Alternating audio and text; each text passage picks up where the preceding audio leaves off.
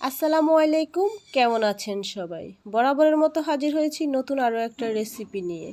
এই রেসিপিতে থাকতেছে অনেক চমক। রেসিপিটি হলো শুটকির লাবা। সেটা করার জন্য প্রথমে শুটকি কেটে গরম পানি দিয়ে ধুয়ে আধা ঘন্টার মতো রেখে পরিষ্কার করে ধুয়ে নিয়েছি কয়েকটা আস্ত রসুন কোষ। আর শুটকিগুলো শিলপাটায় আদা থেতো করে নিলাম।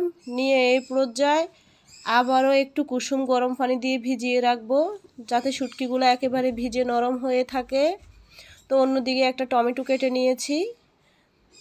চুলায় কড়াইতে সরিষার তেল গরম দিয়ে দিয়েছি। তেল গরম হয়েছে, এতে দিয়ে দিলাম পেঁয়াজ কুচি আর কাঁচামরিচ। দিয়ে দিব আস্ত রসুনের কোষগুলো, দিয়ে নাড়াচাড়া করে দিব।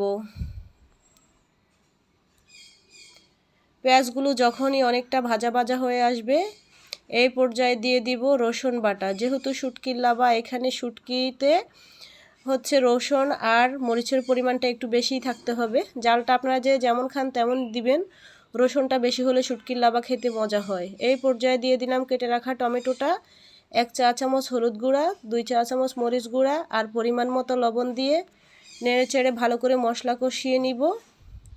মশলা কষানোর এক পর্যায়ে দিয়ে দিব ম্যাজিক মশলা। ম্যাজিক মশলা দিলে রান্নাটা ম্যাজিকের মতো টেস্ট হয়। মুখে লেগে থাকার মতো এই শুটকির লাবা। আপনারা যে একবার করে খাবেন সেই আমার কথা বিশ্বাস করবেন, তাই নয়তো কেউই বিশ্বাস করবেন না।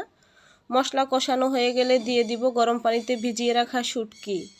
দিয়ে আরও একটু পানি অ্যাড করে দিব, পরিমাণ মতো পানি রান্নার জন্য একেবারে দিয়ে দিব।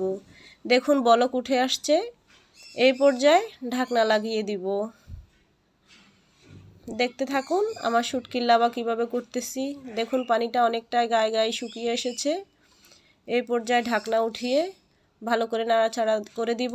ঝোল মাখা মাখা হয়ে গেছে। লবণটা দেখে নিয়েছি আমি। এখন নামিয়ে নিলাম।